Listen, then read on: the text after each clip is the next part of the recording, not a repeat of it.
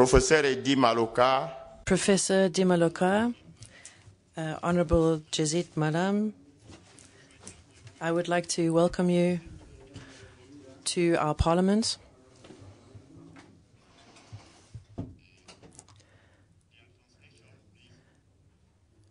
The English translation. English is, thank you very much.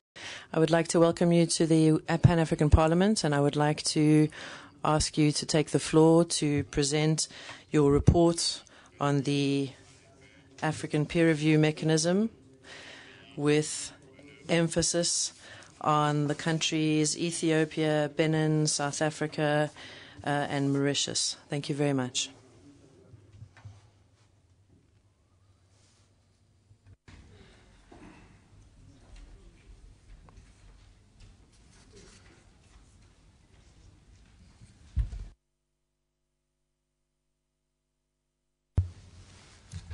So, Excellence, Honorable Excellency, Honorable Nkondo, President of the Pan-African Parliament, Honorable members of the Pan-African Parliament, Honorable members of the African Peer Review Mechanism Committee who are represented here today, focal points that are here present today, and who have been mentioned in the report that is going to be presented today, Excellencies, ladies and gentlemen.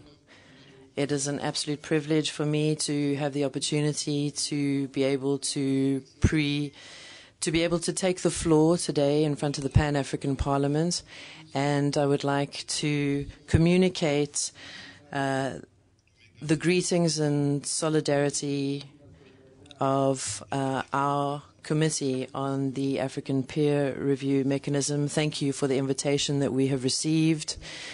Our President, Roger Nkondo Ndao, and I would like to give you a presentation on the 5 reports from Benin, Ethiopia, Mauritius, Nigeria, and South Africa.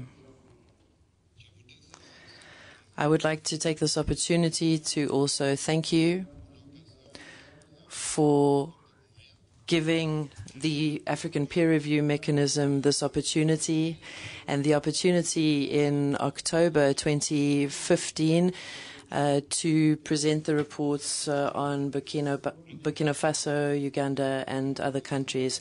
We are very grateful, Mr. President, for your constant support and for the interest that you always show to the African Peer Review Mechanism and our work. Ladies and gentlemen, the review mechanism was established on 9 March 2003 by the Heads of State and Government Implementation Committee of the New Partnership for Africa's Development, NEPAD, as an instrument for monitoring performance in governance in 4 important areas of governance, namely democracy and political governance, economic governance and management, corporate governance, and socio-economic development. The primary purpose of APRM is to foster the adoption and implementation of policies, standards, and practices that lead to political stability, high economic growth, sustainable development, and accelerated sub-regional and regional integration. The uniqueness of this instrument is that it produces an all-inclusive participatory self-assessment process within African countries and provides opportunities to identify deficiencies and capacity gaps that need to be addressed. Being a peer review process, the mechanism fosters the sharing of experiences and adaptation and reinforcement of best practice among member states. Honorable President, ladies and gentlemen, since its inception, the APRM remains a clear manifestation of the will of the people and leaders of Africa towards achieving our common goals to uphold the rule of law, respect of human rights, equality, accountability, and transparency. Indeed, these same principles are at the heart of the mission and vision of the Pan-African Parliament and other related sub-regional mechanisms. To date, we have 35 members of the African Union, which is a significant progress in terms of the number of countries that have acceded. The mechanism has opened up the political space for citizens' participations in political debates, fostered national dialogue. The review exercises have also been undertaken and deepened the review process. The APRM has demystified and clarified complicated issues of governance, increased advocacy for good governance and better service delivery, and constituted a centerpiece in the AU governance architecture. In some countries, its findings, as you will learn later, warned of impending crisis. Honorable members, ladies and gentlemen, let me take this opportunity to inform honorable members that since as the Chief Executive Officer at the APRM Secretariat at the January 2016 APRM Forum Summit held in Addis Ababa, I was assigned duties of revitalizing the African peer review mechanism. I have since embarked on a revitalization turnaround strategy anchored on 3 pillars, namely restoration, reinvigoration, and renewal. The revitalization turnaround strategy is expected to be endorsed by the APRM Forum during the July 2016 summit, which will take place in Kigali, in Rwanda. The APRM has to redeem itself, advocate for its programs, and initiate a universal accession of non-members to accede to the mechanism because its gains are enormous. This will indeed bring harmony across Africa in the implementation of AU programs and initiatives. We request for your support in this revitalization strategy and turnaround of the APRM. I am glad to inform this Honorable House that since the year 2016 began, various APRM missions of different categories have been launched and undertaken in Liberia, which was led by Honorable Mabandla, to Chad, which was led by Honorable Joseph, Senegal, led by Honorable the chairperson of the panel, and then Cote d'Ivoire, which is in the process of taking place, while other missions will be fielded in the second part of the year to Sudan, South Africa, probably Uganda, and Kenya. The APRM is also expected to monitor the African Union Agenda 2063 and the SDGs. We are expected to present other 5 country review reports of Zambia, Tanzania, and Sierra Leone to your Honorable Parliament in October 2016. Most importantly, most reviewed APRM countries are implementing their national plan of action. However, they need your support, honorable members, in the implementation process, as well as integrating the APRM National Plan of Actions into their national development plans. We are therefore requesting your support in passing budgets for APRM processes and mechanisms at country level, as advocating for APRM process in your various countries. You may also consider a more substantive engagement with the APRM, perhaps by establishing a parliamentary mechanism, a committee or whatever, that can engage with us and your countries on APRM-related issues, because the APRM is not only the Secretariat based in Midrand, but it's also the national mechanisms that exist in your own countries, honorable members. Je profite de cette occasion, honorable members. I would like to take this opportunity to thank our friend and brother, the President of the PAP, for his active support. And I would like to invite our honorable colleague, Brigitte, Mabandla, and Joseph Makin to please come and present the reports on Benin, Nigeria, Ethiopia, Mauritius, and South Africa. I would like to wish you fruitful debates, and I thank you very much.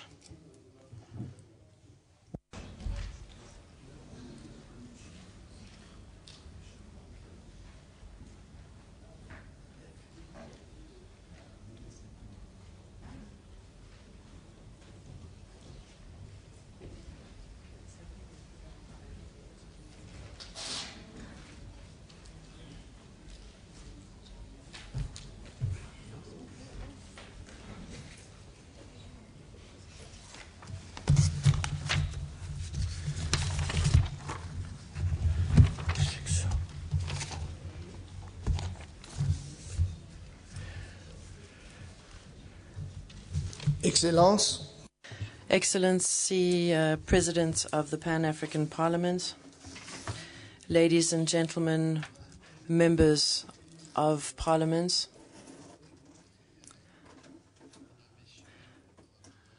Honorable Members, ladies and gentlemen, I would first of all like to thank the President and this institution for giving me the opportunity and giving the opportunity to the Pan-African, the peer review mechanism to present the work that it has done under sometimes difficult circumstances. And we are very pleased to receive the support of this important institution in the development of Africa. The Parliament is very important because, and the support of the Parliament is very important because it allows us to do our work and obtain important information from the various countries that we have inspected. And this will be to the benefit of all our populations across the continent. It's not connected here. I'm not sure if somebody can help me with the presentation, please. Can somebody help me connect my computer? Connectez mon appareil. Hein? Only on this one, do you have it here? Okay, open it then. Open it. Let me see how it works. Okay. You have it already here.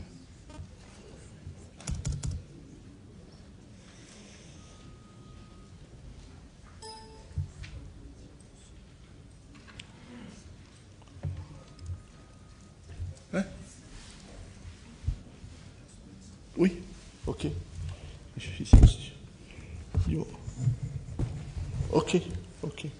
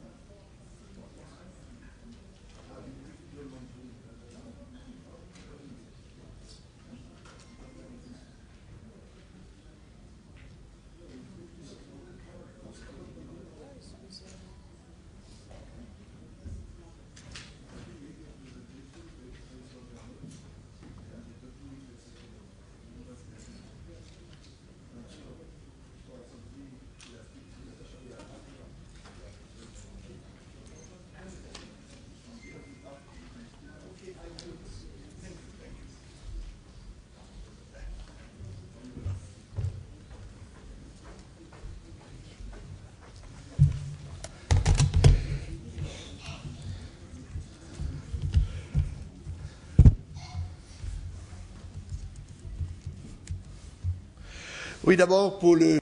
So, first of all, in terms of the presentation, I will start off with an introduction, then how we conducted our work, positive lessons learned, and recommendations in terms of applying the APRM and the way forward. So, in terms of Benin received its independence on the 1st of August 1960. They signed the protocol for the APRM in 2004, and the Benin was inspected by the APRM committee on from the 30th of January. Excuse me.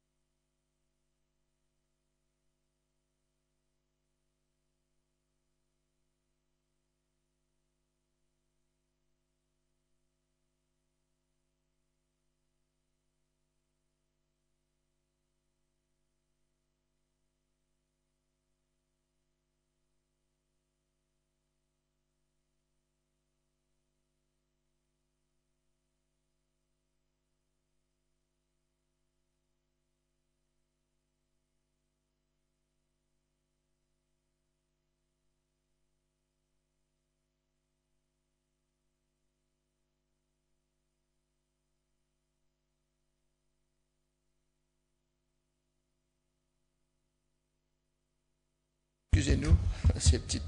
Very sorry about this technical problem. So, what I was talking about was the historical context, and we were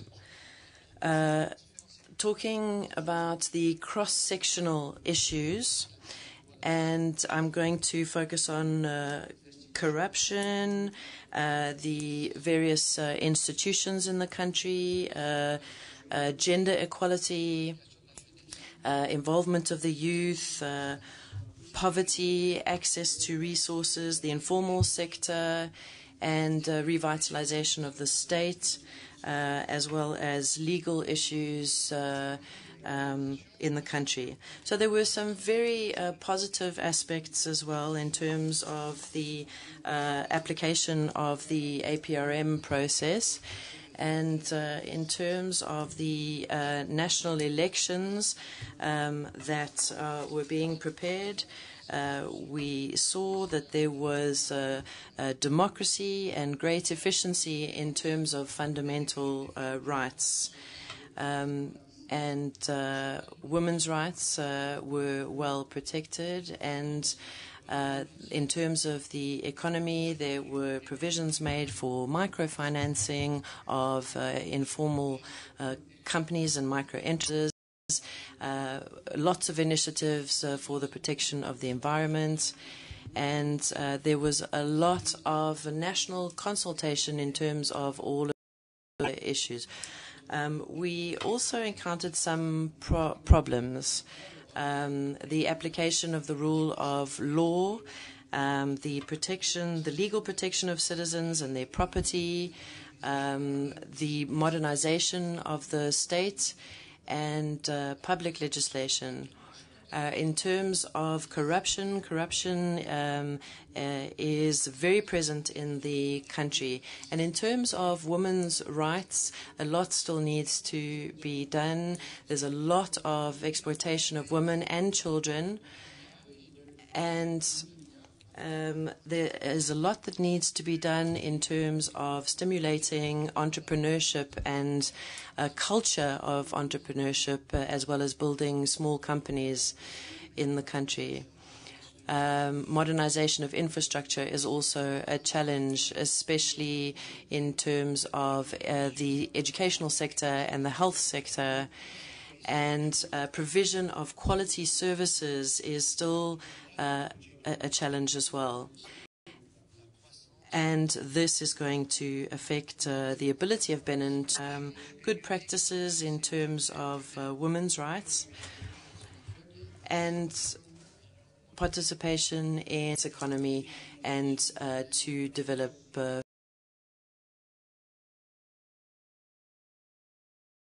further. The identify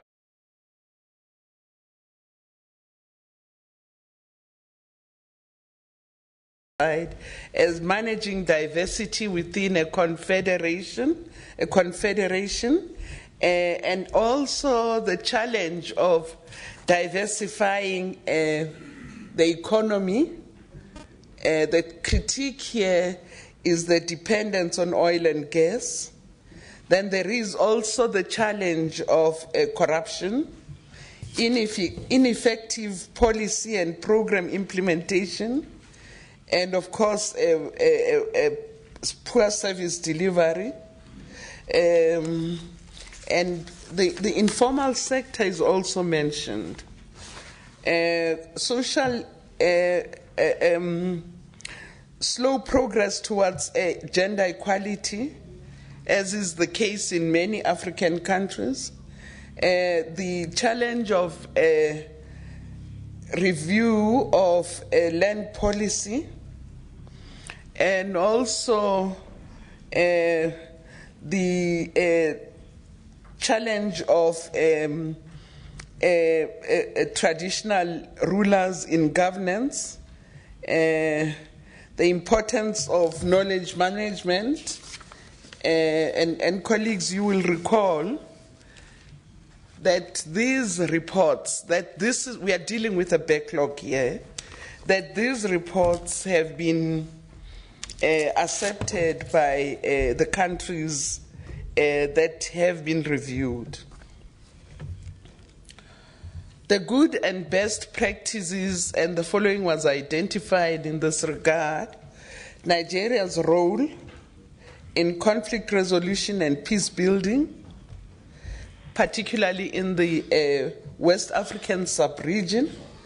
The Council of the State is an innovative structure.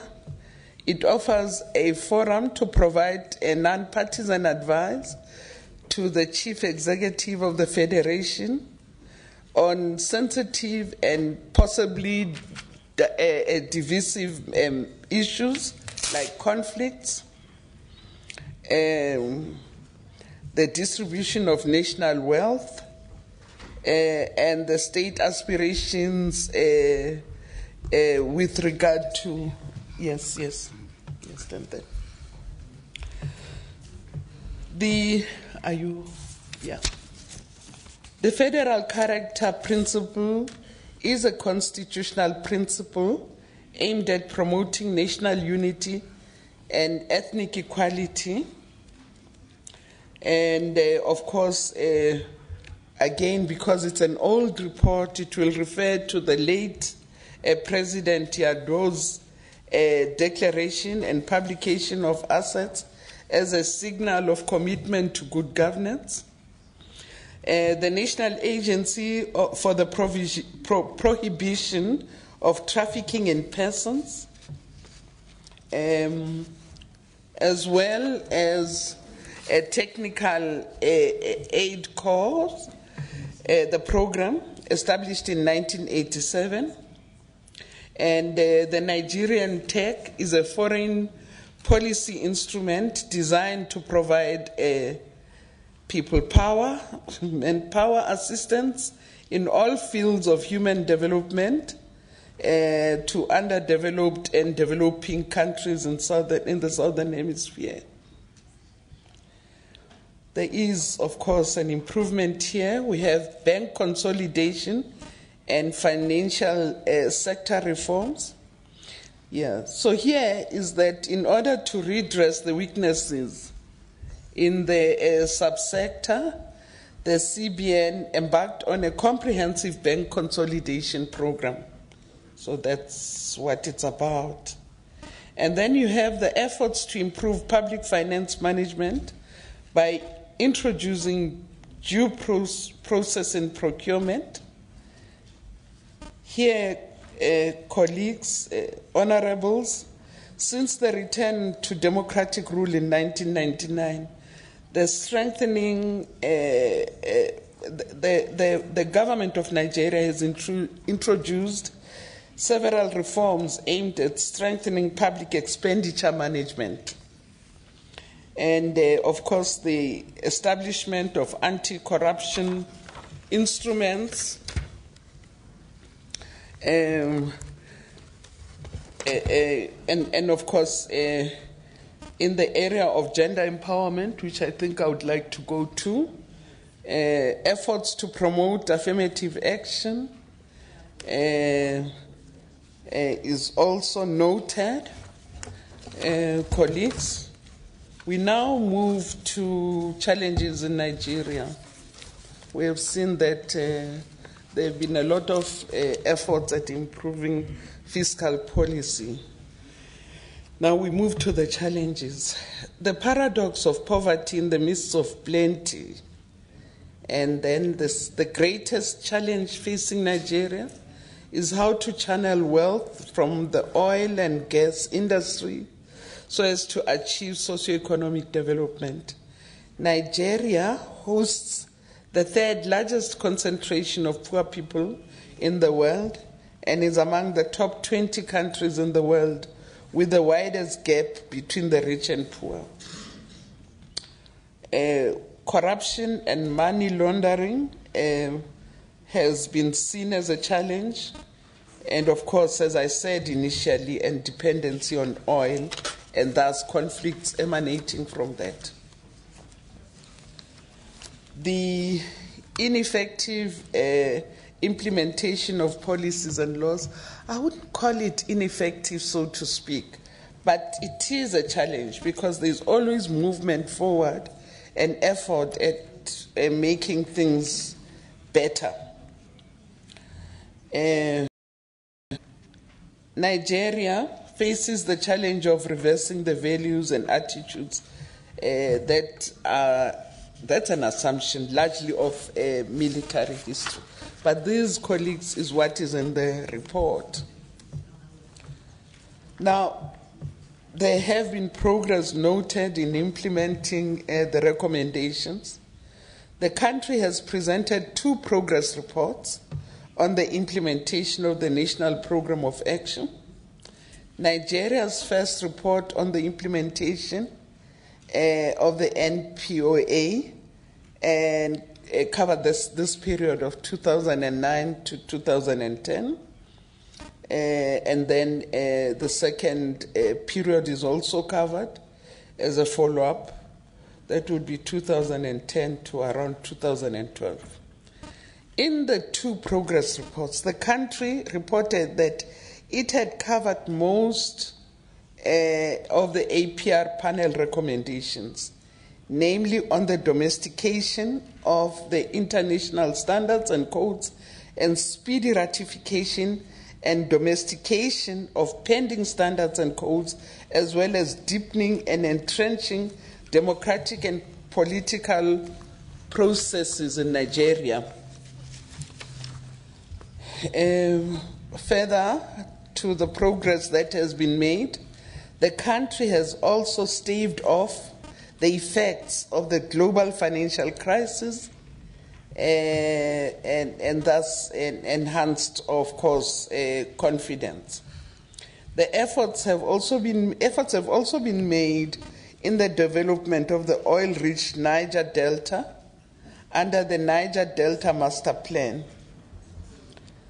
And we think that efforts should now be directed to addressing the overarching issues in the report as the country paves the way for its second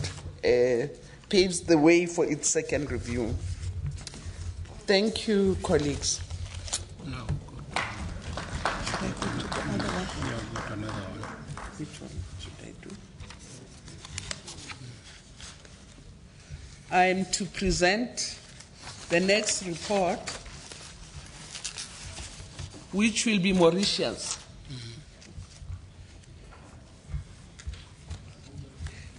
Can you go straight to introduction? Can you give the overview and then you? Can you give the overview and then you? Yes. Mauritius is also one of the first.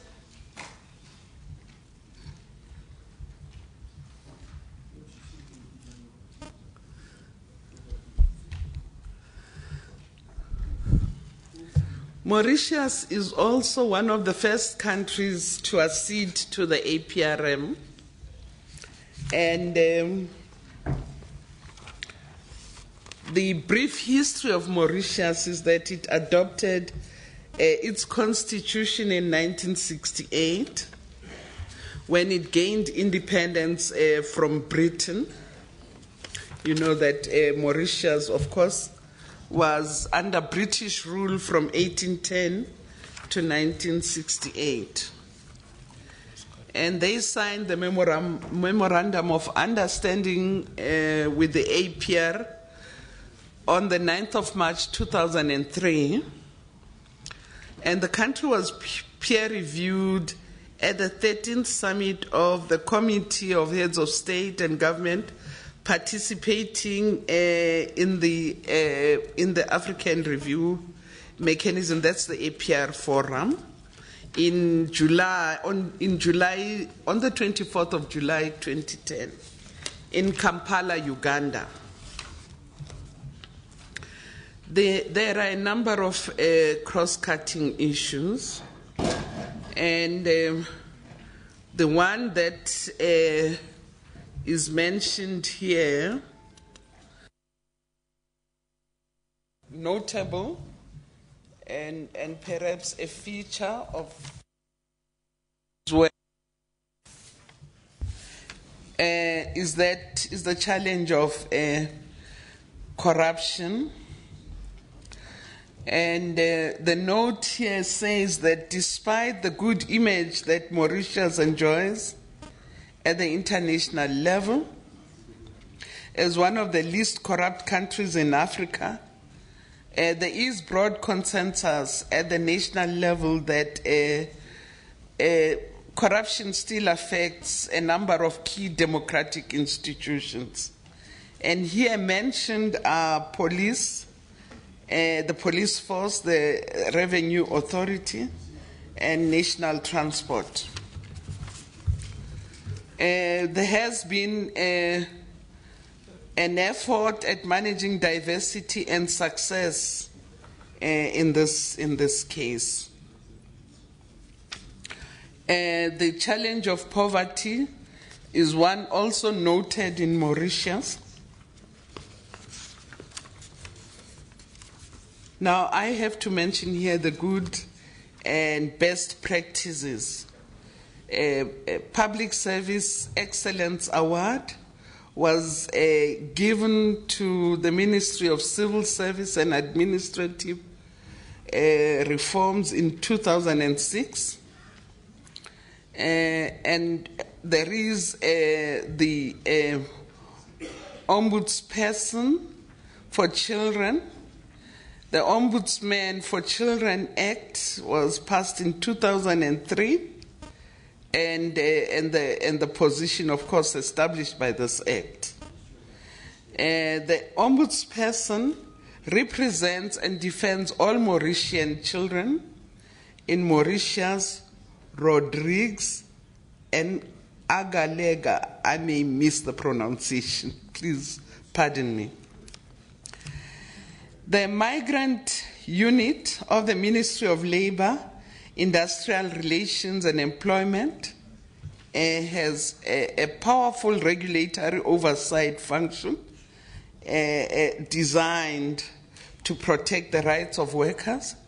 The unit inspects the workplaces of migrant workers to ascertain whether employers comply with national laws. The treatment of senior citizens in Mauritius. There is free transport for the elderly, the disabled, and students. And this is reform that happened after 2005. Senior citizens do not pay airport tax. In addition, medical domiciliary visits for those who are over 90. In truth, there is very good social service systems for the elderly in Mauritius. Mauritius is one of the few African countries that have succeeded, that is since 2004, in making budget deficits financing the instrument that regulates the money market. The government now covers its funding needs through the money market by issuing treasury bills and bonds and interest-bearing instruments. And with regard to public-private partnerships, it is a country with effective and efficient public-private sector partnerships. The economic success of the country flows from these excellent partnerships and is led by the private sector.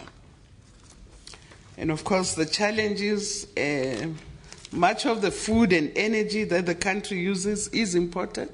That's a challenge. The economy is concentrated in the hands of a few. There is no real competition in many business sectors. The Creole community is underrepresented. Political and economic elites of Mauritius. The country has informally reported that it is carrying out the implementation of the National Program of Action However, no formal report on implementation has been given to the APRM. Thus, the first progress on the implementation is being awaited. The country is encouraged to submit its first progress report. Let me conclude by saying that there are follow-ups. Every panel member of the APRM has been allocated countries, and there are continuous follow-ups, especially for those that have had their first review.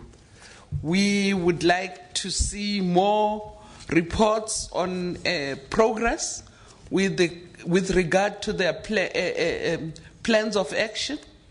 We also would like to have follow-up reviews as we help them to continue improving in the area of governance.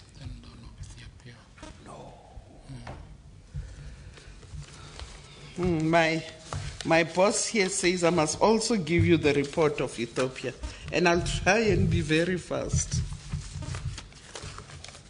I think my colleagues, President, are sympathizing with me that the gentleman here is really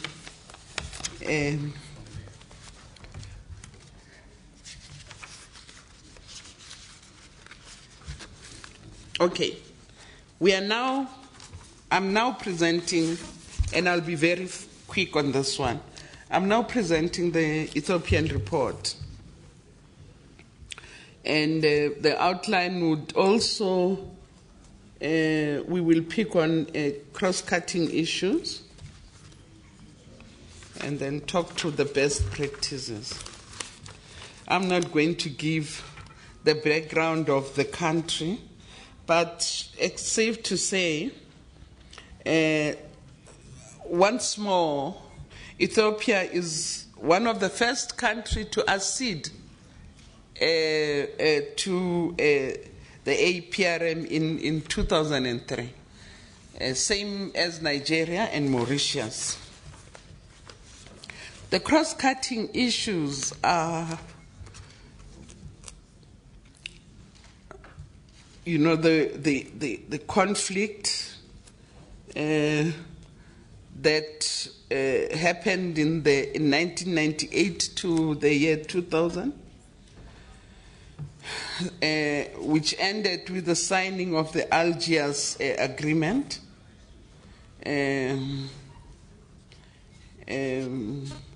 We note that as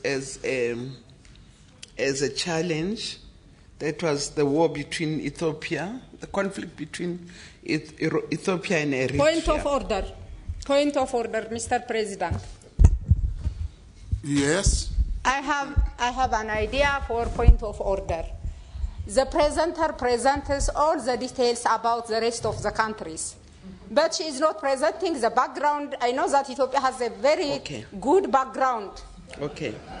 And all the things I need to present as like other countries to present the whole thing which is studied by the APRM. Thank you.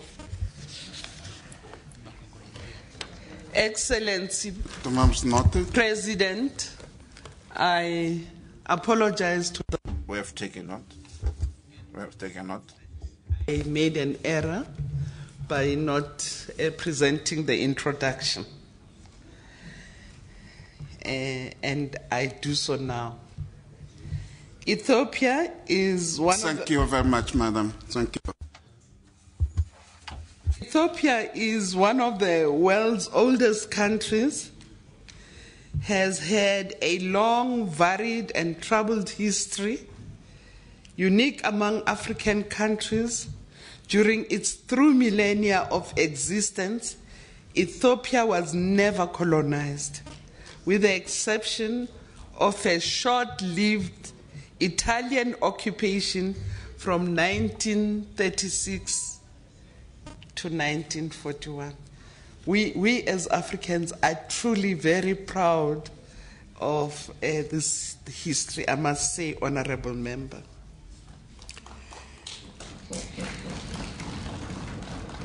Now I will read what is in the report to which Ethiopia agreed to. I will read as is. However, much of its history, however, for much of its history, peace has eluded Ethiopia, resulting in lengthy periods of socio-economic and political stagnation. Ethiopia was one of the pioneer countries that acceded to the APRM in 2003 and was peer-reviewed at the 14th summit of the APR Forum held in Addis Ababa on the 29th of January 2011. Now I come to the cross-cutting matters. Resolving the Ethiopian-Eritrean conflict, although the bloody border war between Ethiopia and Eritrea, that is from 1998 to 2000, formally ended with the signing of the Algiers Agreement, the two nations of the Horn of Africa remain locked in an apparently intractable stalemate. Promoting inclusion and managing diversity of ethnicity and regional imbalances, this is one of the cross-cutting issues. Climate change, vulnerability, and food insecurity may be a threat to the country. Aid dependence is one such cross-cutting issue. Rapid population growth and socioeconomic implications and other associated issues. The land policy, ownership issues, especially regarding state versus private ownership, is a matter that has been identified also as a cross-cutting issue. The good and best practices of Ethiopia. The 66-year-old Ethiopian Airlines is the pioneer African airline and one of the most reliable and profitable airlines in developing countries. Ethiopia's road development program, the government of Ethiopia has been able to overhaul the road network in all more than 75,000 kilometers of road, including rural access roads, have been constructed or rehabilitated. With regard to microeconomic policy, the microeconomic policy making is generally sound and supportive of broad-based economic growth in the country. The Ethiopian Commodity Exchange hopes to create a safe and transparent agriculture market where quality, delivery, and payment are assured. Ethiopia's ownership of its development planning process, Ethiopia's assertiveness in self-reliant planning is quite commendable. And of course, one other important good practice is Ethiopia's pro-poor expenditure pattern. On average, over 90% of the government's capital budget is allocated to enhancing pro-poor growth and social sectors such as agriculture, rural development, and food security, roads, irrigation, water supply and sanitation, education, health, and of course, dealing with the challenge of HIV and AIDS.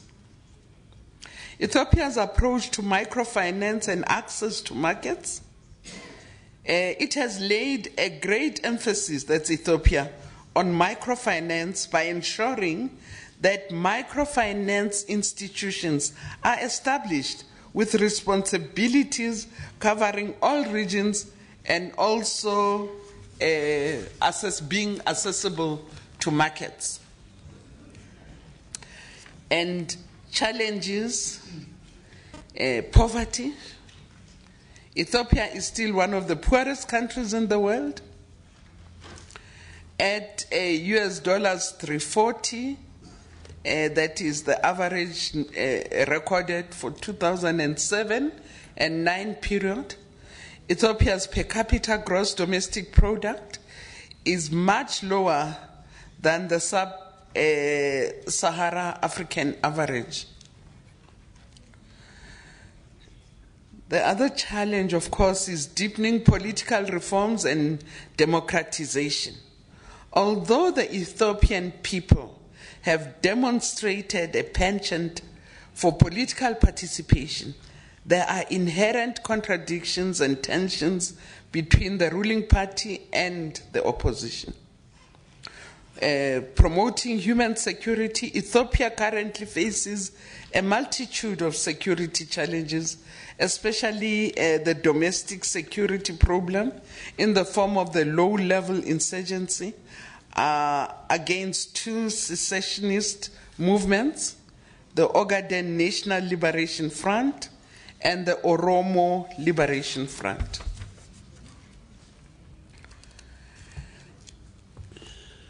Establishing a clear role for the private sector is one other challenge.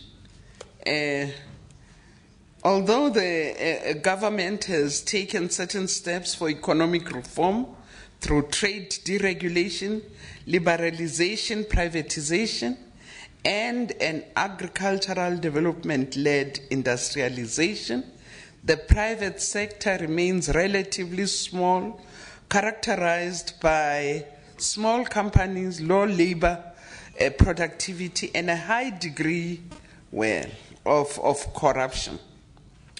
Monopoly of telecommunications. While Ethiopian Telecommunications Corporation is the oldest public telecommunications operator in Africa, it is still a monopoly, and this has stifled innovation and retarded expansion.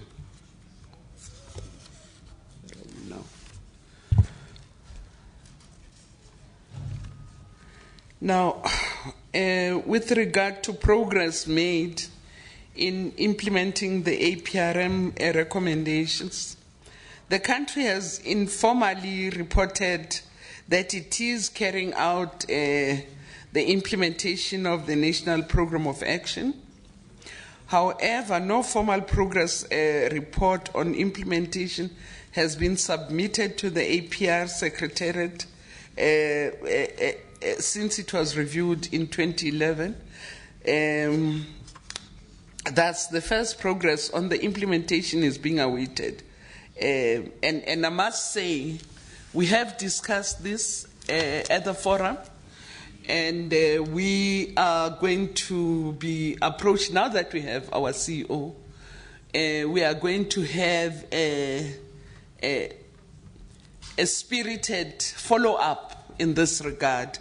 Thank you very much, honorable members. Thank you, President.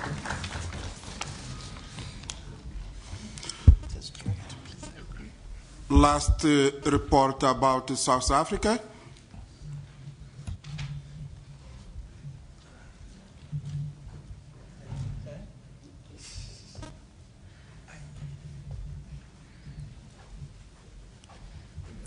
Yeah, it's your report.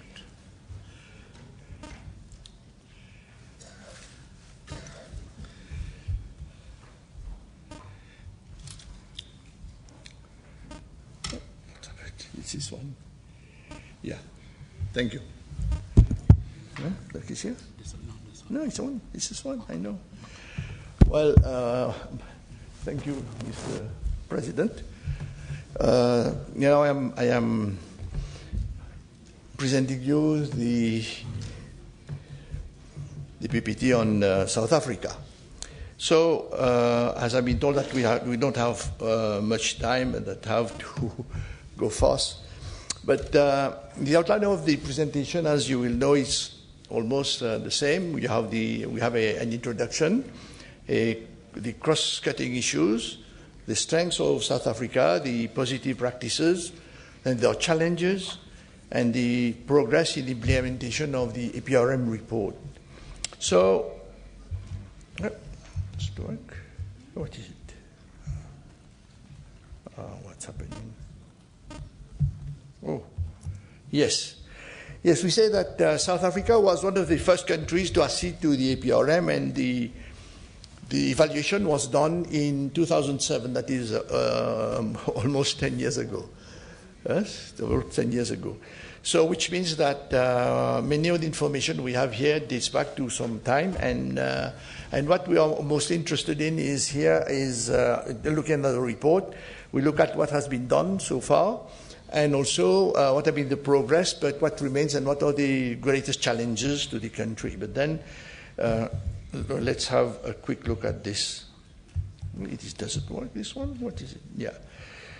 Yes, as we all know, there was institutionalized apartheid, but after a lot of war, after war, now the country became proudly independent, and since then there has been, oh my God, there has been lots of efforts that have been done, but nonetheless, let me point out to the cross-cutting issues that are still quite relevant today.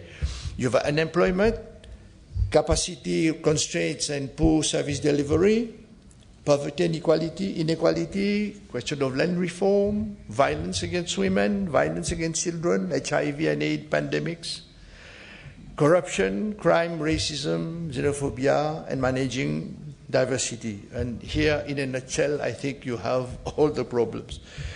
But what is interesting to note here is the efforts being made by the government in having very powerful institutions to try to improve the situation.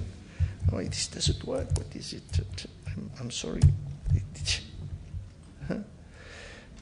Yes, he says the South African Constitution guarantees both civil and socio-economic rights. The political environment is conducive to political debate, dialogue, and contestation. I don't know what this word exists. But significant progress has been made in signing, ratifying, and implementing international standards and codes. The country enjoys first world economic and physical infrastructure. It has the largest and most sophisticated economy in Africa, sound, transparent, and predictable economic policies. It is also a strong public financial management system.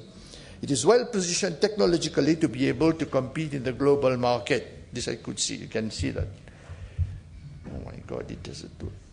Now, the other strength is the rank amongst the best performers in corporate governance in emerging markets. It has a robust legal system that ensures lawful protection of property rights and intellectual property rights.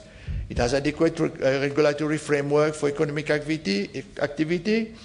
It has credible institutions such as Public Investment Corporation, Industrial Development Corporation, and a number of well-known multinational institutions and world-class universities. And then it has self-sufficiency in development financing because of the money, almost 99% comes from the country itself. And then you have a strong representation of women in the public sector. You see regarding positive democracy, political governance, there is cooperative governance, which encourages Imbizo, a popular participatory governance, parliament to the people that brings people at grassroots level to meet with the parliament people. You have Batopele, citizens charter based on the traditional Sesotho adage, meaning people first. And then there are also multi-purpose community centers designed to provide information and a wide range of services to communities in an integrated and coordinated way. So these are good practices. We have good practices also in management. You have well, there are so many things I don't think I should be reading all this, but what we know is that there is budget discipline. You have a South African Revenue Service, SARS, which has been able to implement fundamental tax policy reforms. And also there is an impressive tax revenue to GDP ratio of over 26%. Now, there are so many things, but you have the SOEs that pay taxes and dividends. And this is what I would like to emphasize, is this question of Mzansi account, which represents the first major initiative in catering for the underbanked and the unbanked populations of South Africa, enabling them to set up debit orders and do third-party payments on their cell phones, which is a great progress indeed. And then there's the financial sector charter that promotes a vibrant and competitive, services to black people, directing investment to targeted sectors of the economy. Then you also have the King 1 and 2 reports, which are homegrown corporate tools for regulating, auditing profession. And this has been accepted by many countries in Africa and also worldwide. So now on the last sector, which is the socio-economic development. And here, as we say, there are lots of progress being done. And South Africa has done immense progress in providing electricity to many places, to a large segment of the population, which previously did have access to electricity. And the government has exceeded its target of providing 2.5 million homes with electricity by 2000 and reaching over 4 million households, which is something which we take note of. And then the Constitution of South Africa seeks to protect socio-economic rights. This means that the country has a progressive social agenda which is being realized through rights-based provisions. And then since 2005, women have been appointed in many positions, high positions in government and also in the private sector. So but there are challenges. It doesn't mean that I'm not want to present a rosy picture of things, but there are good things which should highlight. But there are challenges. For example, race relations remain brittle and sensitive. This is one thing. Then minorities feel insecure about their rights. And then the current BE, the trends in BE seems to be a cause for concern. And then at the university, there are dropouts at an unacceptable rate. And then also the level of violence and crime, which are very high. The levels of gender-based violence and violence against children also are high. And then we have noted this, there was this question of xenophobic tendencies, especially against foreigners from other African countries. This is one of the problems we have. And then also South Africa has the second highest HIV rate in the world. So these are challenges. And of course, we ask government to try to address this. And this, and in fact, looking back from that period until today, we can see that there is a desire, an awareness and consciousness about all these problems, and there's also the determination to try to pull through and to solve many of those problems. Now, we can say, in conclusion, well, in fact, South Africa has on its duty of presenting reports because many countries, once you have received your evaluation report, you are given 1 year to tell your peers, that is the Forum of Heads of State, what progress has been achieved within the year. So this report, yearly report, is mandatory. So, and then the idea of having this report is to enable the governments to see what are the things in there that has to be looked into more carefully. And so South Africa has been submitting the progress reports. And then, and also there is this determination to enforce training of government officials in the areas of financial management, which is quite positive. And also it has taken steps to ensure transformation of the business sector in the economy through sound corporate governance legislation and various measures. These are things which I'm sort of underlining the efforts that have been done. And also regarding this program of AIDS, which I just told you was second highest, here also there are significant improvements that have been made. So there we are. I simply have to thank you very much for your attention. Thank you.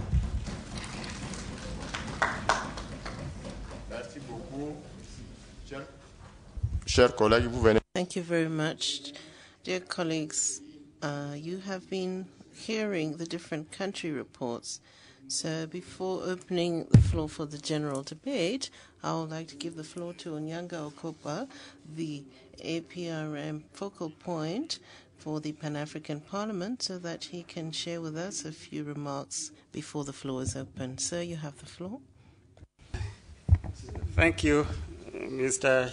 Chairman, Mr. President, and I want to thank the presenters for the presentation. I've already been introduced, and of course, the APRM people have done the work. But probably what I just have to add on is to give more light on the background, because we have been working together. As you are aware, honorable members, it was already pointed out last October we had here these presentations. But before that, these presentations came about as a parliamentary resolution, because in 2014, when we are celebrating the 10th anniversary of Pan-African Parliament, there was a resolution that was passed to establish a network of APRM in Pan-African Parliament. And as a result of that, the committee that I chair, the Committee on Justice and Human Rights, was given that responsibility, and we established that network, to which I was appointed as the chairperson. And it is that network that sat together with APRM, supported by the South African Institute of International Affairs, and we worked out this program of having these reports presented. So I must thank the APRM Secretariat for making sure that they have not let us down. You have done your work. As you realize, reports have been taken by INVETS. But of course, we agreed in that meeting that representatives from these countries should be invited to give us updates. And I think for that reason that Nigeria is here. Probably as members of parliament, one thing I have to point out is that this mechanism is a very important mechanism that we think can get Africa out of its governance problem. And I do appeal to you that we support this process. The network now has 35 members, but definitely with others that are coming on. I've learned Senegal, Chad, I think, and Djibouti are very soon coming on board. We should really encourage our countries to embrace this mechanism. And also, as members of parliament, we should make sure that we follow the implementation. Because once this has been done, it is very important that the national plans of action are implemented. It is only that we may realize what we need in Africa, because definitely we need good governance, and this can only be done through such a mechanism. Mr. President, let me digress a bit, having talked about APRM. I've said that we have been involved in this process as it is, but now that I have this opportunity, let me also take it to say farewell to you, because as a member of parliament, I never participated in the general elections in our country, and my mandate is ending on 15th of this month. So it means it is even ending in the Pan-African Parliament. I've enjoyed working with you very much as members of Pan-African Parliament, and I've also enjoyed working with the members of my committee. I thank you very much for the work that you have done, because when we went there, definitely the membership was low, around 13. Now we are oversubscribed, 32. I do encourage you to continue with the work that we are doing. But as the saying goes, the ending of something is a new beginning. I believe that my ending in PAP here is a new beginning of something, and we could meet in that new something. I thank you very much for your kind attention. Merci beaucoup. Thank you very much. We will hear Ambassador from you regarding Nigeria. You have the floor, sir. Thank you, Mr. President, and through you, the Vice President, and of course the honorable members. I understand I'm the only focal point here, so on behalf of the other countries who's having their reviews today, let me also thank you for giving us this opportunity. As the last speaker said, the PAP also has a very important role to play. One, because only 35 countries have acceded to the process, and I think if the others who have not acceded, if they find that there's value added by this parliament to the whole process, I'm sure by no time they will also come on board. The good thing about the process is, one, is African-owned. We are assessing ourselves and see how we can better govern our people and make sure that some of the challenges that we face as a continent are overcome in no small time. The whole process is our own, and the review done by Africans and for Africans. So I think the whole process is something that should be strengthened, and I think the Parliament also should make sure that it contributes its own quota to ensure that the process is strengthened for the development of Africa as a whole. Some of our colleagues that are not here, it's not because they do not hold the Pan-African Parliament in high esteem. I'm sure they do.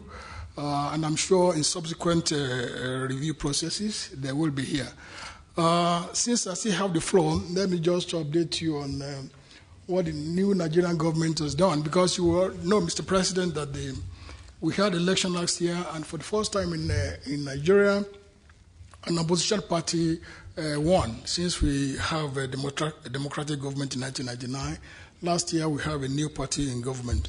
And since we have that, the review of Nigeria mentioned about 4 items, which I'm going to... The review, let me say, has been very balanced.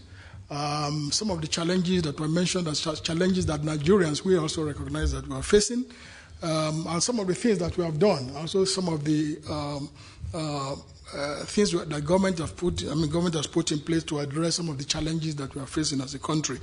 But some of the ones that I want to address today are some of the ones that were mentioned are still outstanding. One is the issue of corruption. Let me tell you, let me inform this August body, the Parliament, that the present administration came into power because of his zero tolerance for corruption.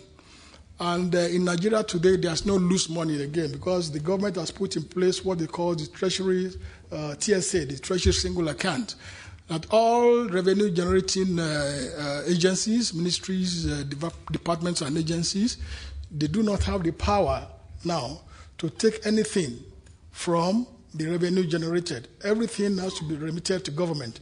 And of course, they now have to apply for government for their own appropriation. So today in Nigeria, there's no what I call a loose money again. So we have the issue of zero tolerance for corruption, and of course, the Treasury Single Account. Of course, the issue of poverty is also very pervasive, but the government has also, in addition to what the previous governments have put in place, some poverty reduction strategies and social safety nets.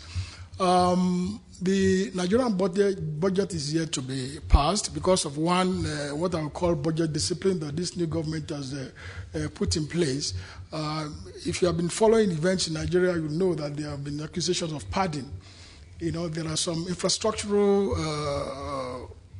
development programs that have been put in place by government, but which have been removed by the Parliament and replaced by what they call constituency projects, which the federal government frowned at.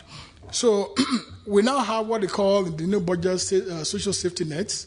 The most vulnerable people,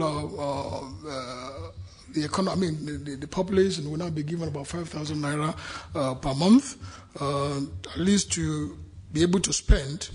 And of course, there is a huge investment now on the allocation to the infrastructure to reflect the economy. Also, value orientation. I think that was one of the problems of challenges that Nigeria is facing. Today in Nigeria, there is value orientation in the sense of there is now equality before the law. Before, if you're a big man in Nigeria, big man in quotes, you are likely to be above the law. But if you have been following the events in Nigeria, you see that number 3 man in Nigeria, the Senate President, has been hauled before a court for not disclosing his assets when he was in government. So today there is equality before the law. If you do the crime, you do the time. Also, there was this problem of over-dependence on oil.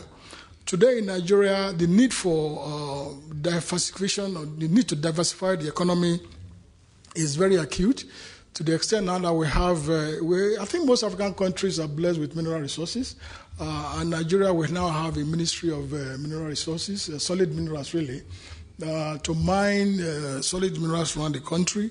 And of course, a large premium is also placed on agriculture. One, as a means of food security and also as a means to address youth unemployment in Nigeria. So these are some of the things that the new government, which may be, I think this month, by May 29, will just be 1 year in the saddle, that the government, amongst other things that they have been able to do, which I think I should just bring to the attention of this Parliament. I should have introduced myself before making my intervention. My name is Olukunle Bangbeshe, the Permanent Secretary, Political Affairs Office of the Secretary to the Government of Nigeria. The Secretary to the Government of Nigeria is the focal point, so I'm representing him. And maybe I also need to say that the issue of the program of action is something that the Nigerian government takes very seriously. It has been embedded into our national development plans, and it percolates, it cascades down. At the national level, we have what they call NEEDS, the National Economic Empowerment and Development Strategy. And then, of course, at the state level, we have the State Economic and Empowerment and Development Strategy, and of course, at the local level.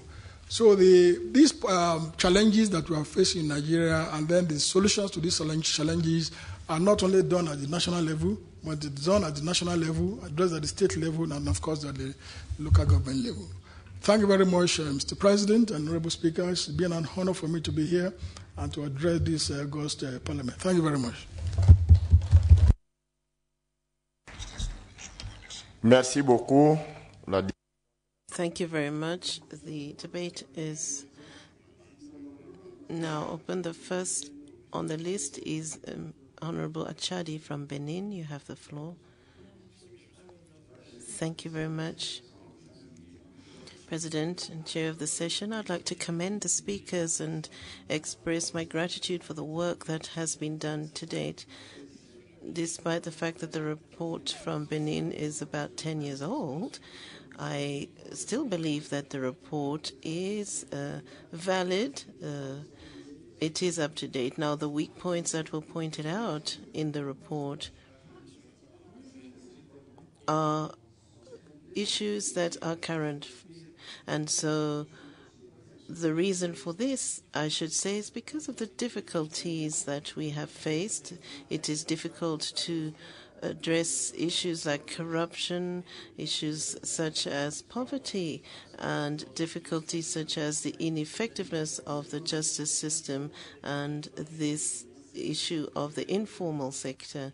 Therefore, I would like to request that the House be more proactive, because a report that dates 10 years, if it wasn't for the difficulties we've faced in addressing the weaknesses, then I would have said that the report is outdated. So I'd like to request that in future we're more proactive. We should be informed. We are representatives of our people, and we should be informed so that we know what we need to be doing in our respective countries, because the problems raised here are significant in nature. They're very important. When you read them, you would say that the countries are all the same. The presenter said that these are cross-cutting issues, and they are correct in saying this, because a problem in a particular country is valid for another country. So I would like to ask some questions. First of all, what is the influence of heads of state on the report that you've just presented to us?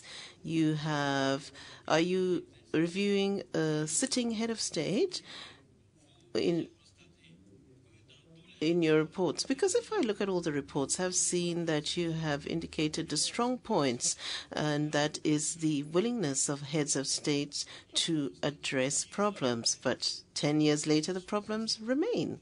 Therefore, what are the recommendations you'd like to make? You, as the APRM, you have seen that heads of state are willing, but 10 years later the problems remain. Therefore, after 10 years, looking at the recommendations that you made, where are we now? What recommendations would you make today? My point of view is that what's appropriate is to ensure that citizens monitor their countries. All citizens need to be fully able to monitor what is happening in their countries, and so citizens need to be strengthened and empowered to do this. And this is how we can monitor what's happening, what our heads of states are doing. It's not just to produce a report and then nothing happens. There's no follow-up. So I believe it would be better that we strengthen the aspects of citizens monitoring what's happening in their country. This is what I had to say. Thank you very much, colleague. The floor is now to Tunisia. The floor is yours. Honorable Faisal from Tunisia, you have the floor. The floor is to Honorable David Enes Silinde of Tanzania in that case. Thank you very much, Mr. Chairman. Well, I would like to commend the presenters from APRM for bringing these reports before PAP. But, Mr. President, despite these reports, the first speaker, I commend him because these reports are for a long time ago.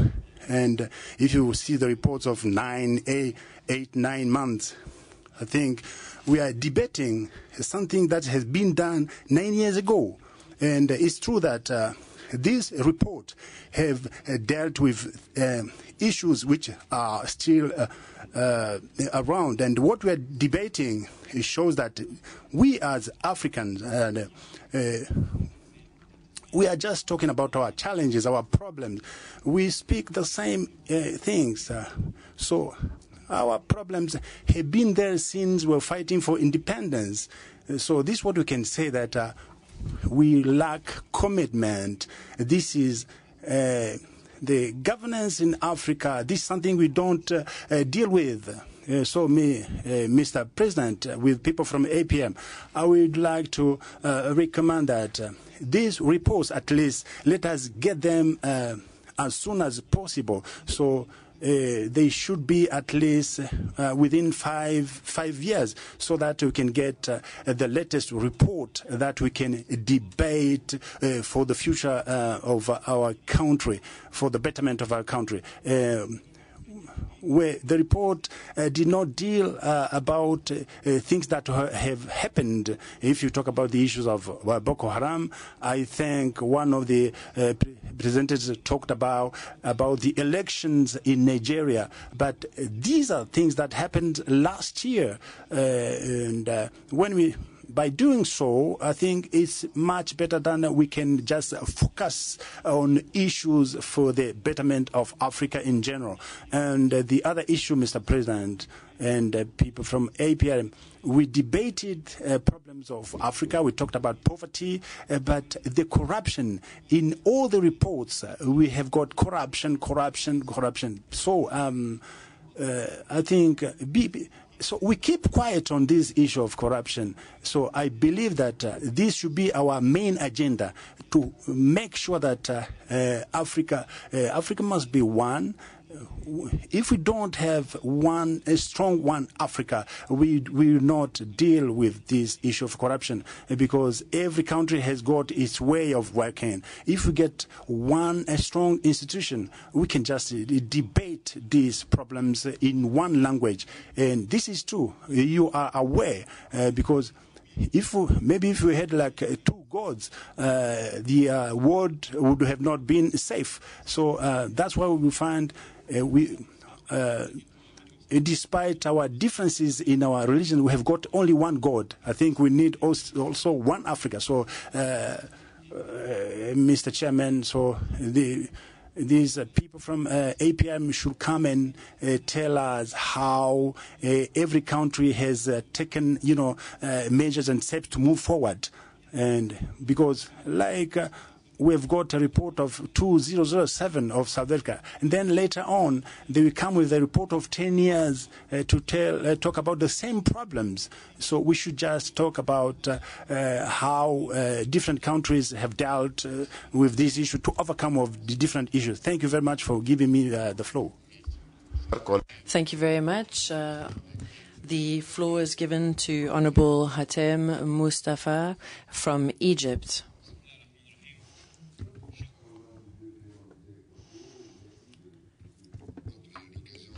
Thank you very much for giving me the floor, Mr. President, honourable members of the Pan-African Parliament. I am President of the Commission for African Affairs in the Egyptian Parliament, and it's the first time that we have ever had such a commission after the return of Egypt to the Pan-African Parliament. As you know, Egypt has always played a very important role in Africa, whether it be in terms of Arab affairs, Islamic affairs, Christian affairs, and this has made Egypt a very good country, well placed to be able to intervene almost anywhere in Africa and contribute anywhere in Africa. And for a very long time, Egypt has been the window of Africa to the world, and we mustn't forget the role of Egypt in the 50s and 60s during all the liberation struggles in Africa. And Egypt has recently played an even more significant role in terms of helping other African countries and in terms of cooperation. And I think it's important that our principles and our values are clear, that our credibility is strong, and I would like to say that we are willing to work with other countries and cooperate with other countries without interfering in their internal affairs. Currently, Egypt is making enormous progress, and we are honored to be able to present these progresses to our African brothers and sisters. We've got a fantastic road network, the type of road network that has never been seen before in Egypt, and it's going to have a huge impact on our relationship with other African countries, our trading relationships in particular. And in terms of communication infrastructure, we have also made great progress. Coming back to the road network, so we hope that we will be able to build road networks from Cape Town to Cairo in the near future, and we are willing to help other African countries to achieve this goal. Egypt has also contributed enormously in the fight against terrorism and in helping our African brothers and sisters in fighting against this scourge, whether it be on a bilateral or multilateral level, and also on an institutional level. And in this respect, we feel that this will have an enormous impact on our neighboring countries and the rest of the continent.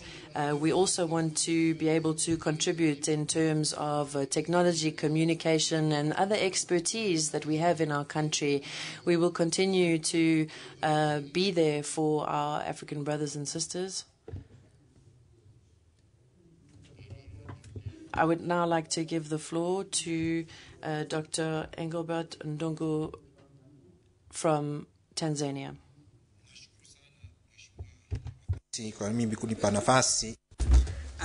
you very much for giving me this chance.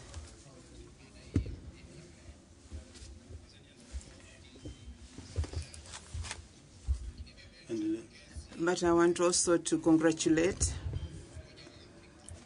you for coming up with this concept, which is African Mechanism for Africa by Africans. After saying that, I have gone through the agenda and I've listened to many of the speakers, and I've seen that this thing is voluntary and participation is voluntary. But I want to congratulate for the steps that have been arrived until now. But it's important now that we must bring in the African Parliament in taking charge of these declarations and all those that have been included in the reports of the reviews that have been produced. But I also want to give advice that the challenges of Africans are similar. There is the corruption, there is the governance aspect, there is also the economic.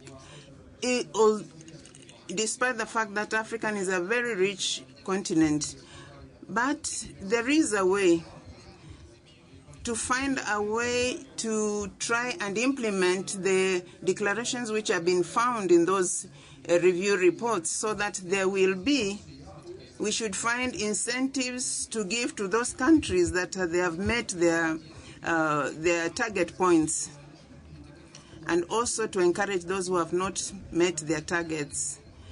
Another thing that I would like to comment on is how does the APRM Secretariat being established in different countries? For instance, in Tanzania, APRM Secretariat is under the Ministry of Foreign Affairs, but we also have a Ministry of Good Governance, and we think that this should be under that one.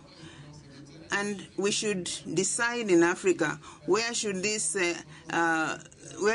organ be set so that it can be able to implement these objectives properly. Lastly, what I want to say is what was already said by the previous speaker.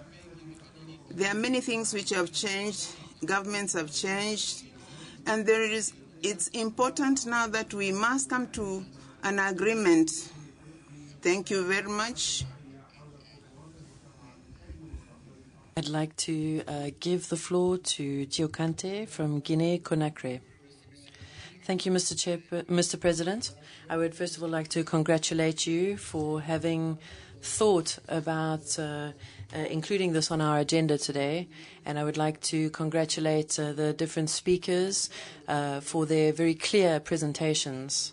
I would like to ask a few questions. First of all, I would like to find out how the procedure for submitting a country to the APRM evaluation took place. What was the exact procedure? Secondly, when comparing the situations between countries, what is the difference between countries who have had an APRM evaluation and those who still have not? And with regards to the representatives from the APRM, I would just like to say that in Guinea, we created within our parliament an APRM body. Unfortunately, we haven't yet had contact with the APRM from the PAP in Guinea, and so we have not progressed much further. But we are very keen to do so. There's a fourth question. We have noted that the APRM process involves certain costs, and so we are interested to find out what the costs are for the country being evaluated. And once the approval process is finished, once the report has been done and approved by the country, how does the follow-up happen? Which department or which body will continue with follow-up after a country has been evaluated? Thank you very much, and I would like to say that Guinea is ready to be evaluated. Thank you, dear colleague. I would like to give the floor to the Honourable Cecilia Mamela from South Africa. President, could you take someone else? Thanks.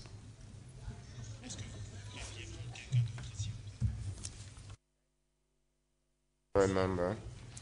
I would like to give the floor then to Honourable Dekle Kasema Maruma from Ethiopia. Thank you, Mr. President. I would also like to thank the presenters as well as the individuals who are involved in working this very important thing.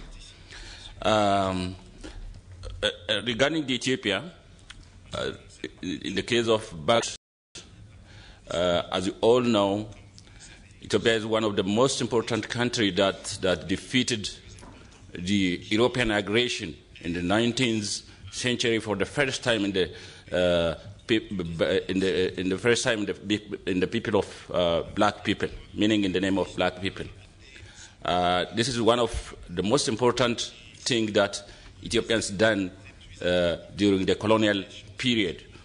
Having said that, as my predecessor said, that the APRM report, mechanism report is very important, but it is very late now, even though it is valid, but there is so many progress after the report have been presented.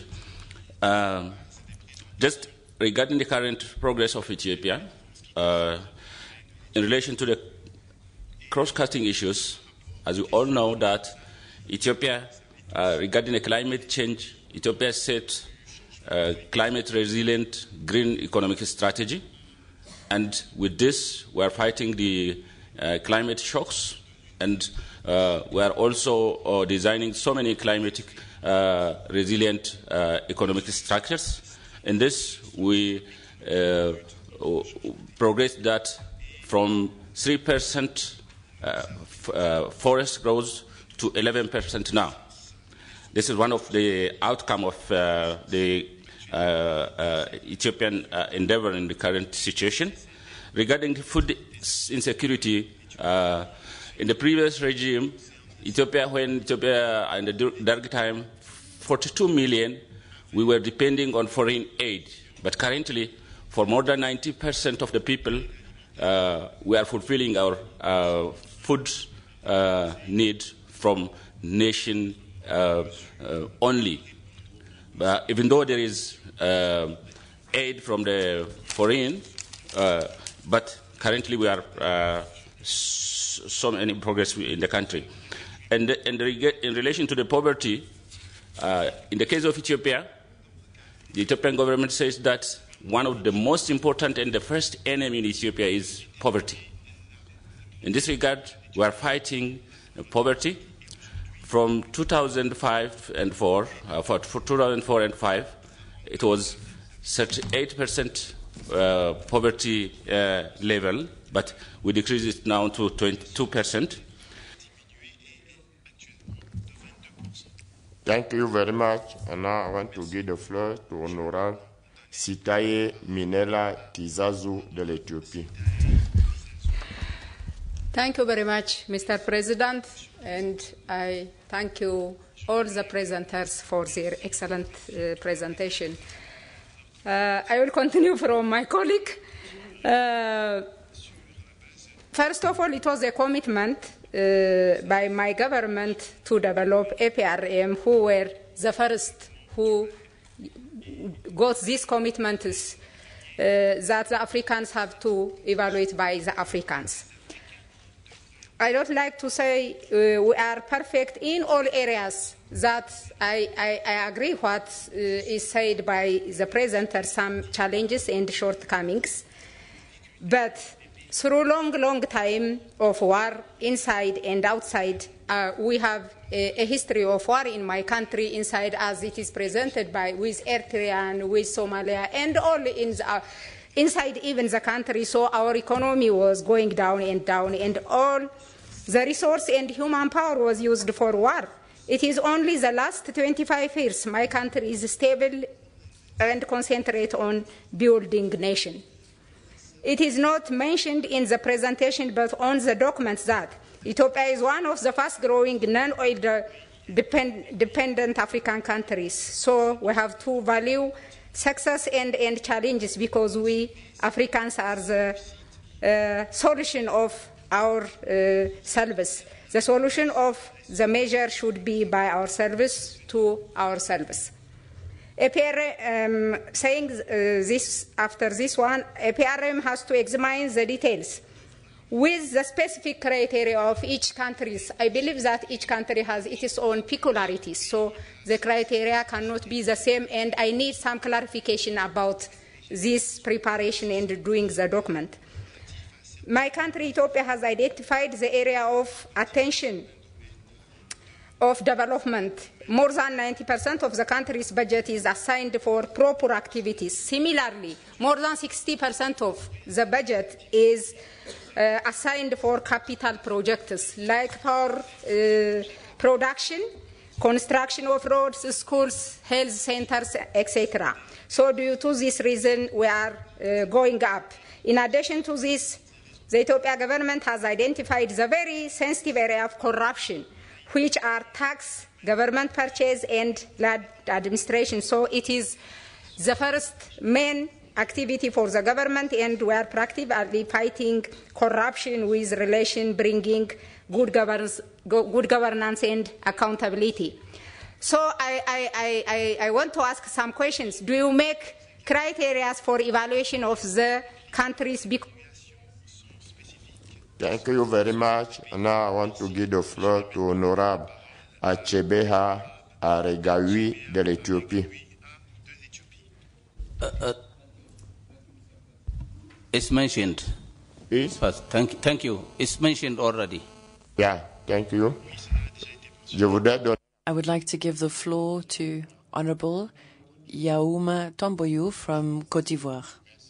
I pass. I would like to give the floor to Honorable Patrick Moyombe from the Democratic Republic of Congo. The floor is given to Honorable Fidel Ringamba from Rwanda. Thank you. Most of the concerns I had actually have been raised by my predecessors. I just have one, and I just have one point or two to make. There are countries, maybe 10 or more, which have not acceded to this process. Could the presenters tell us the reasons why? I know that it's voluntary, but maybe there are other reasons why. How many are they? When are they likely to accede to this process? Another point is when you look at the whole process, it has been a preserve of the executive. Most of the issues don't address parliaments. Is it possible for parliaments alone to do their own APRM so that, you know, they check each other on their roles of oversight, legislation, and so on? Thank you, Mr. President. Merci beaucoup. Thank you very much, dear colleague. I would like to give the floor to the Honorable Diallo from Guinea-Conakry. Thank you, Mr. President. I would also like to congratulate the presenters for their excellent presentations, and I would also like to congratulate the APRM for the noble work and assistance that they have given to certain African countries with regards to good governance, and especially in terms of socio-economic development. We were very interested in the report on Benin, Mauritius, Ethiopia, South Africa, Nigeria, and having listened to these reports, I think that these are countries that have really tried to follow the recommendations of the APRM, and this is why among them we have some of the most prosperous economies on the continent. And this shows that countries who follow the APRM recommendations really do make progress. However, I do have some questions, especially for Professor Hedi Maloka, the Executive Director of the APRM. With regards to the Benin report, there was recently a big debate about the APRM report. Madame Angelique Sevane was given the task of the report, and I know that this report created much debate, and I would like to know whether the report was redone after the issue with the first draft. And in terms of the achievement of demographic dividends, I would like to find out whether any recommendations were followed and carried out with regards to gender equality and the recommendations also that were made to oil-producing countries, because at the moment there are price fluctuations and a lot of problems with in this regard. I would like to give the floor to the Honourable Sanawa Sise from Guinea-Conakry. Thank you, Mr. President. I would also like to congratulate the APRM panel. My issue is to find out how we can harmonize the mechanism with regards to the challenges in terms of capacity for all the African countries. We have noted that each country has its specific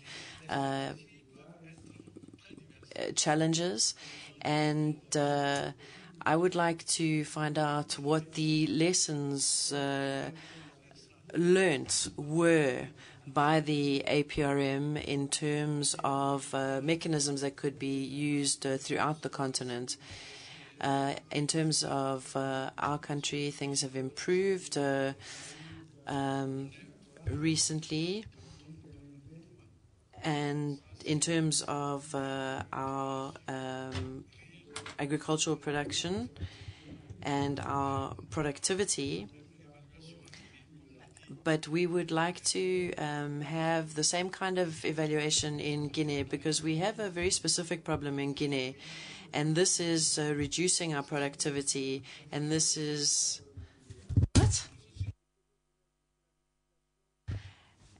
this specific problem that is affecting productivity in our country is something that we would like to share with the APRM, and the advice from the APRM committee would greatly assist us. Thank you very much, colleague. We'd like to give the floor to the Honourable Bernard Daye. I'd like to give the floor to the Honourable Joseph Mabandla from Cameroon. I have listened keenly to the presenters. I have always listened to the debates that follow this exercise.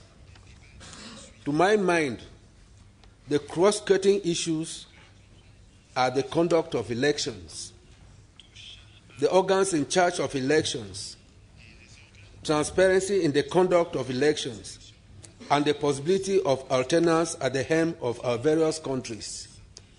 These are critical issues which ought to be addressed across the continent. I do not have these issues coming up, and we know that those are the sources of underdevelopment, of the skirmishes that we have from time to time in our countries. I am therefore unable to make or to discern a difference between the countries that have acceded to this mechanism and those that have not. Most probably those that have not done so is because they do not even see reason for doing it. I believe that unless and until this mechanism provides a device or some measure of sanction, even if it is just a shame sanction, this review will have no meaningful impact on the various countries and our governments. We have continued to do, and some countries are doing it for the second time.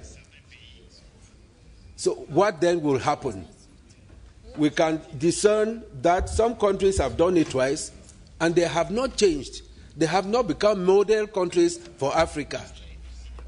If we do not handle this mechanism carefully and give it greater impetus and make the countries know that the issues that arise out of the review must certainly be redressed, or else something happens, we are barely wasting time. Thank you very much, Mr. President. Merci beaucoup, cher collègue. Thank you very much, colleague. I'd like to give the floor to Honourable Hashim Idris from Sudan.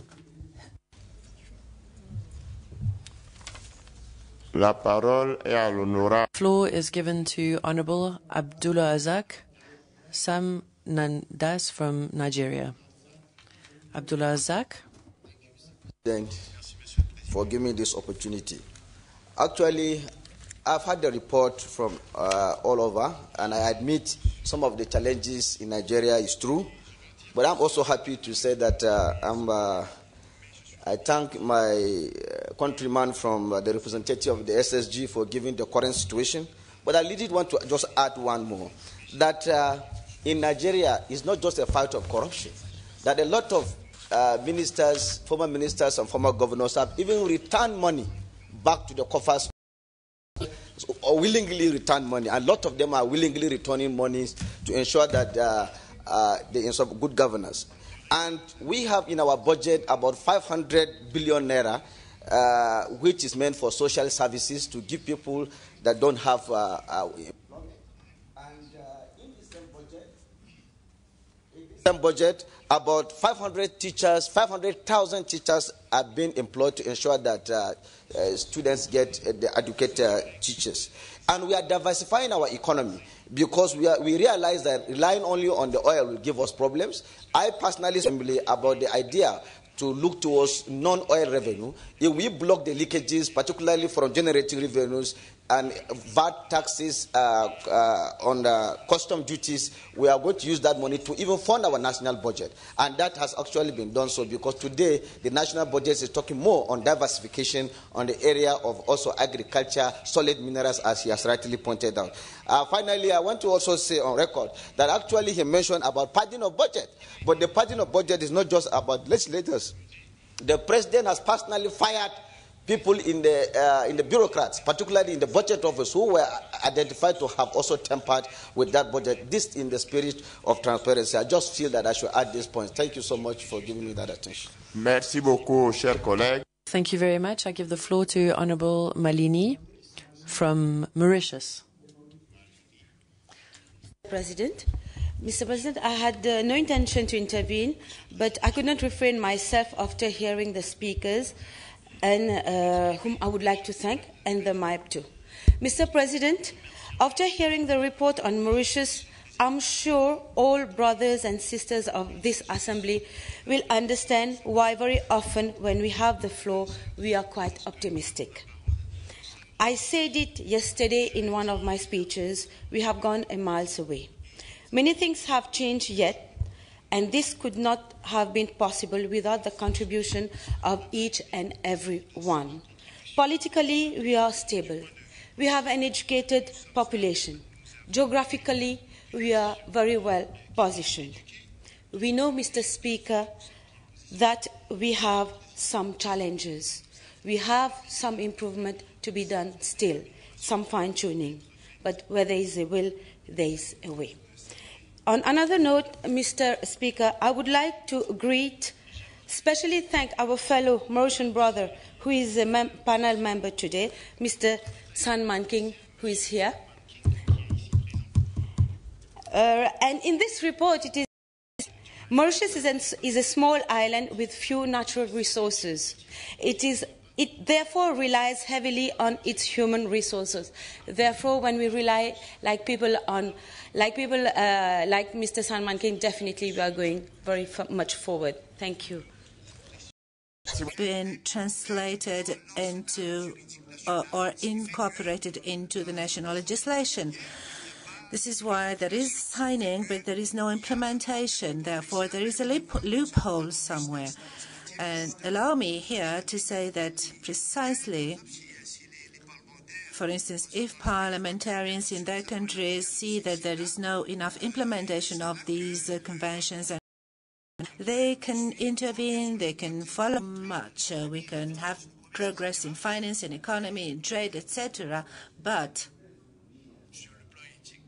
on the ethical point of view, it might be disputable. The country might be disputable. In some countries, for instance, you can see major development, many resources, oil, and all these natural resources, but we realize that there is a divorce between the populations and those who rule the country and those who are responsible for the development of the country.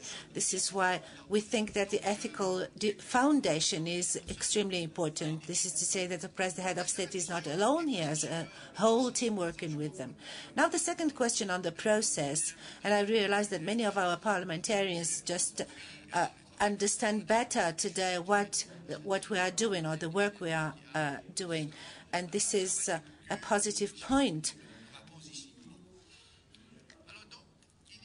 So, won't be very long, but just give you some basic points. There is the willingness, the will of the countries to accede to the APRM, and then once this is done, the country asks or accepts to be peer-reviewed, but this is not done overnight.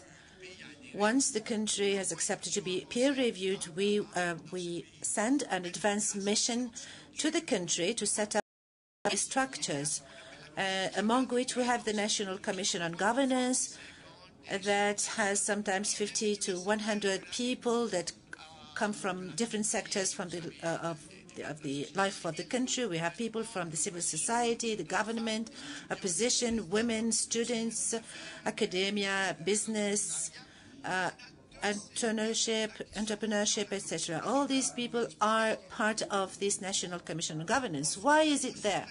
Because over time, we acquired in the Secretariat a wealth of experience on what is done, and we have a questionnaire, of 100 pages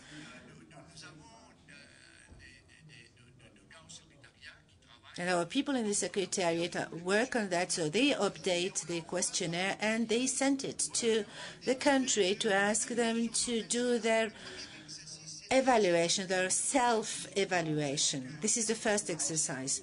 So what's happening here? The countries will answer to the questionnaire, and who's going to answer? It is this National Commission on Governance that will answer this questionnaire, and then with all the stakeholders in this commission will answer the questions of the questionnaire with the help, of course, of the research institutes and very highly qualified people, professors of law, of economy, etc., that will guide them in this exercise to answer the questionnaire. So the questionnaire gives us some sort of national report of self-evaluation. This report is sent back to the Secretariat, which is scrutinized by the Secretariat. We can see that there are answers that are not satisfactory, and there are some loopholes, some shortcomings, and then we go on the ground and we try to have answers to questions that have not been answered. Then, in the various sectors, we have 4 or 8 people with 2 experts sent by international organizations that help us, African organizations. And then what is important here, what is very important here, is that we meet people from the government, the president, the ministers, the prime minister, and all the senior officials, and there questions are asked to them on the answers that we received from the questionnaire. But we do not only ask the senior officials. We move throughout the country, the regions, and in the regions that we visit, we meet the populations, the grassroots, the people. This is what interests us much, that is the poor people, the workers, women, the people with disabilities, students, the unemployed, the sick people, and here we ask questions about the health care, the health sector, for instance. And here I can assure you, Mr. President, that people come and talk. They talk to us, and we're really. This is sometimes very painful because they say that they are just abandoned, that they are neglected, that they are forsaken, and then they just open their heart to you. And when you hear these testimonies, you just feel such pain. This doesn't mean that the state is not responsible for them, or is not, does not take them in charge, but there are problems of lack of resources, of lack of fundings, and there are many other problems in some countries. This is to say that when we talk to these people, to these poor people, we enter into the reality of the country. And I can say that then we have a mass of information. And with this bulk of information, we meet again with the specialists, with the experts, and we draft the report. Once it is drafted, we send the report to the countries. So we have discussions back and forth with the country, with the officials of the country.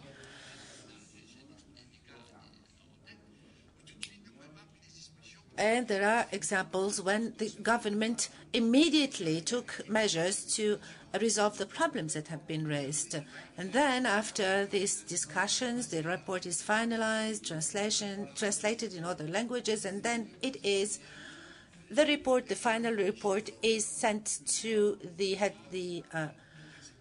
APRM forum, that is the Forum of Heads of State of APRM. So the heads of state discuss it, and the president of the concerned country answers the question. Then,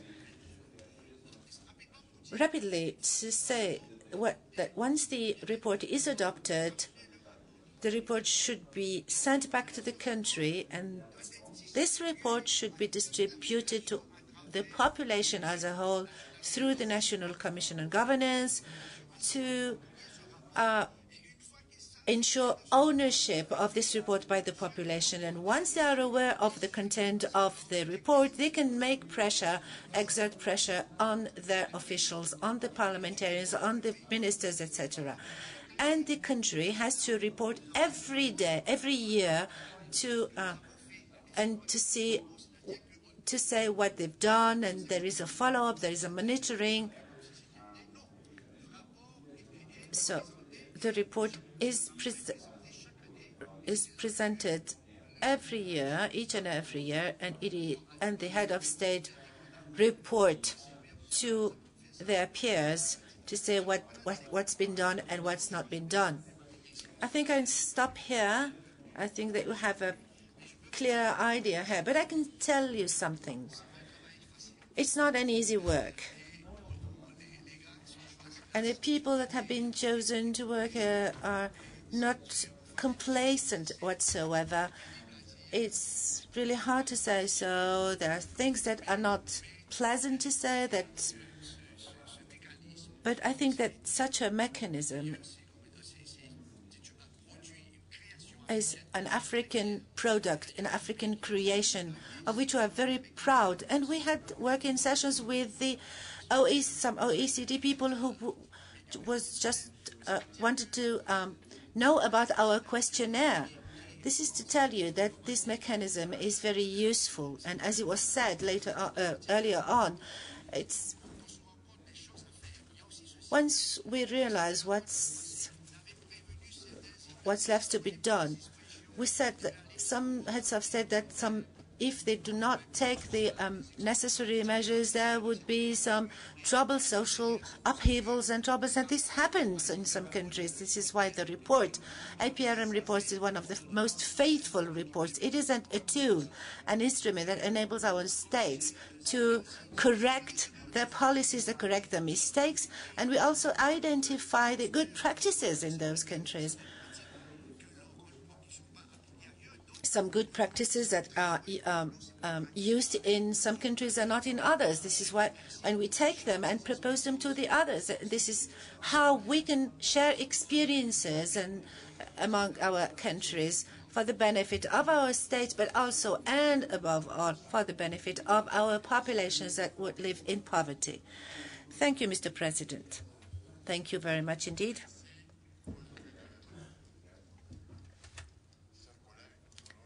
Dear colleagues, we've heard from the panelists. Let me submit this presentation to your approval. Pan-African Parliament takes cognizance of this report and invites you to a closer cooperation as much as possible with the APRM mechanism. Any announcement? Oui, nous avons. Yes. The President of the Pan-African Parliament invites the presidents of regional caucuses and the permanent committees to a meeting at the Presidential Lounge at the end of the this morning session. Thank you. Dear colleagues, we have come to the end of our proceedings this morning. The session is adjourned and we come back at 2:30.